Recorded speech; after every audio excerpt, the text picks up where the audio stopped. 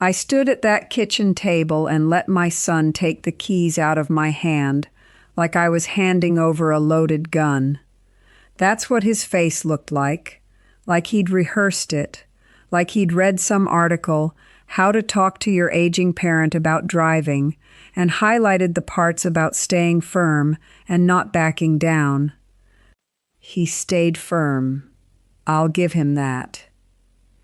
You want to know what nobody tells you about the talk? It's not the losing the car that guts you. It's watching your own child decide they know your life better than you do. He sat me down. In my own house, at the table where I fed him every night of his childhood, and he slid a piece of paper across it. He'd made a list. My son made a list of my mistakes. The scrape on the garage, the time I got turned around coming back from his sister's, the parking ticket. He wrote them down, dated them, like a lawyer building a case against his own mother. And the worst part? Some of it was fair. That's what I can't get past. The garage scrape was real. Getting lost was real, and it scared me more than it scared him. I'd already been lying awake about it. But there's a difference between knowing something yourself and having it read back to you off a list by the boy whose diapers you changed. Here's the turn, though. Here's what I didn't see coming. After he took the keys, he didn't drive me anywhere. Neither did his sister. All that worry, all that firmness, all those highlighted articles. And then the calls got shorter, the visits stretched out. Just take a ride service, Ma. It's easy. I'll set it up on your phone. They set up the app. They did not set up a single actual visit. So I traded my independence for a promise of help that mostly didn't come. I gave up the keys and got a smartphone icon and a lot of quiet. I don't think he meant it that way. I want to be clear. I don't think my son is cruel. I think he did the hard part, the confrontation, the list, the firm voice, because that part felt like love and had a clear ending. The other part, the showing up part, that goes on forever, and forever is a lot to ask of a busy man with his own kids. Here's the line I keep chewing on. The bank statement was 3 pages long, and I read every line twice. Not because I didn't understand it, because I couldn't believe a car I already own cost this much to just sit in my driveway. Let me lay it out for you, because I finally did the math and it made me sick. The car's paid off, has been for 6 years. So people assume it's free now, right? I thought so too. Insurance, $142 a month. I'm 71. Clean record, 1 small sedan. They keep telling me it should be cheaper at my age. It went up $30 this year. Nobody could tell me why. Registration and the safety inspection, that's another chunk every year. The inspection guy found something last time, $400 for a part I'd never heard of. Gas, even driving barely anywhere, maybe to church and the grocery store, still eats $40, $50 a fill-up. And then the big one. The transmission started slipping in March. The quote was $3,100, $3,100, on a car worth maybe $4,000 on a good day. So there I am, standing in the mechanic's lot, doing the arithmetic on my fixed income. Social Security doesn't stretch. It just doesn't. And I'm supposed to pour $3,000 into a car so I can keep driving to the store to buy the groceries I also can't afford. That was the moment. Not a doctor, not my kids, a repair quote. I couldn't make it make sense. so I let the car go. Here's what nobody mentions. They act like seniors stop driving because we get shaky, because our eyes go, because we're a danger. And sure, that happens. But some of us can still drive just fine. We just can't afford the privilege anymore. That's the part that burns. My hands are steady. My eyes are good. My reflexes are fine. And I'm off the road anyway, because owning the car cost more than I bring in. I priced out the alternative too. The rides. Every trip is money. 15 here, 20 there. The grocery run I used to make for the price of gas now costs me a small fortune by the time somebody drives me. You retire thinking the paid-off car. How is a person supposed to pass a test they change the rules on every few years? I'm asking straight, because in my state, Illinois, once you hit a certain age, they don't just mail you a new license like they do for everybody else. You have to show up, in person, and behind the wheel.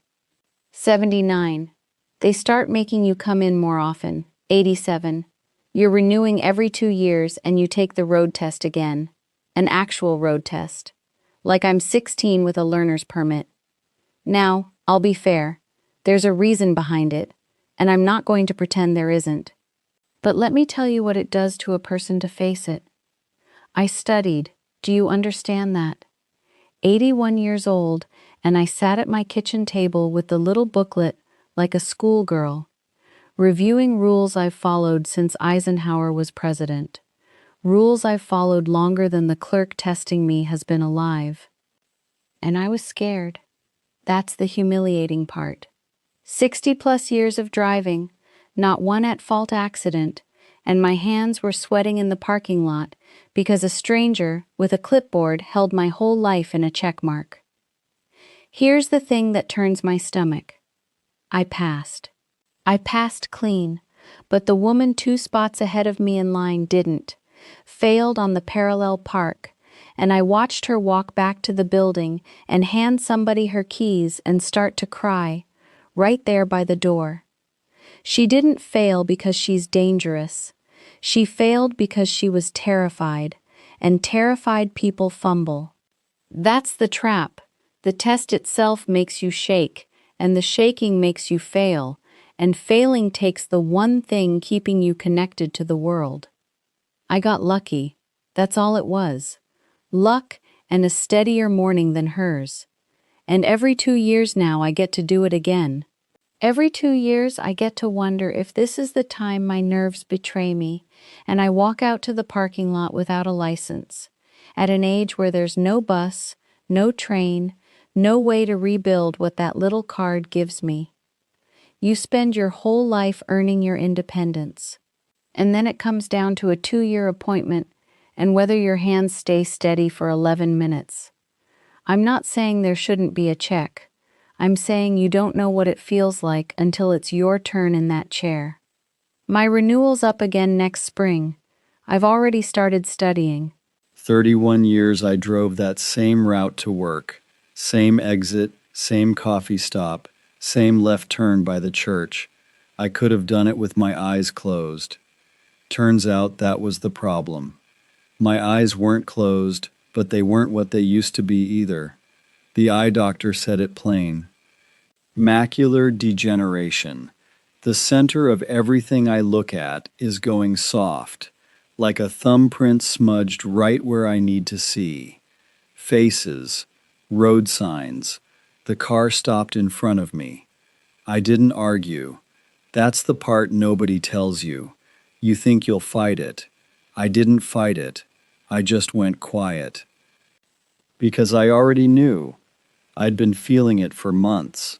Headlights at night turning into big wet stars. Missing the turn I've made 10,000 times. The morning I didn't see the kid on the bike until he was already past me, I pulled over and sat there shaking. So I stopped. Nobody took my keys. I put them in the drawer myself.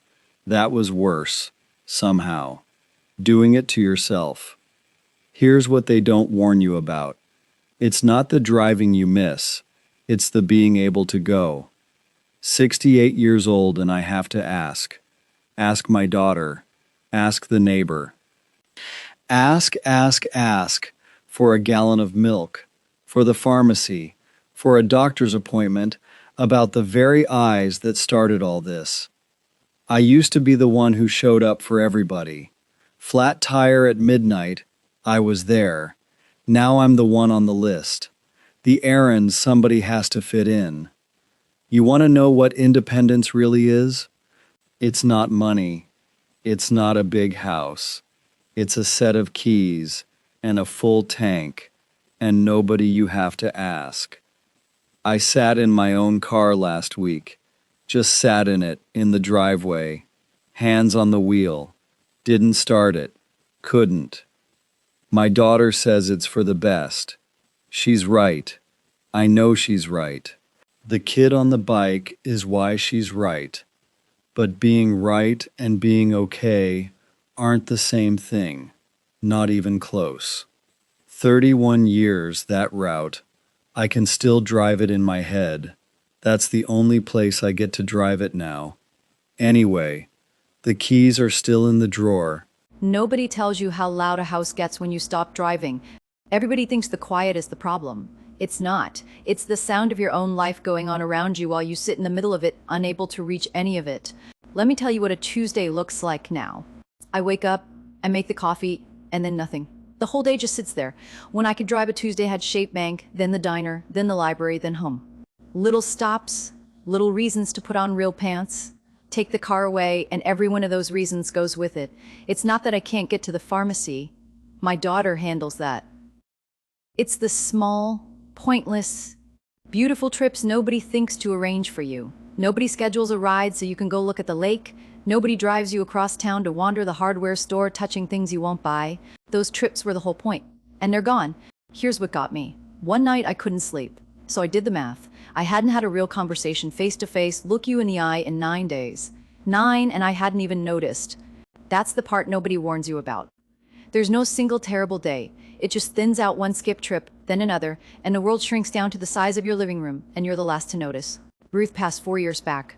So it's me and the walls in the neighbor's car starting at 7:10 every morning, heading off to a whole day I don't get to have. I used to be a man who went places. Now I'm a man who watches other people go. I'm not angry at anybody. My kids love me. They call, but love on a phone doesn't fill a room. It just reminds you how empty it was before it rang. They took the keys to keep me safe. And they did. I'm safe, very, very safe. Turns out safe and alive aren't the same thing. So here's my honest question to whoever's listening. When you stopped driving, how did you keep from disappearing? The coffee's still hot, nobody's coming.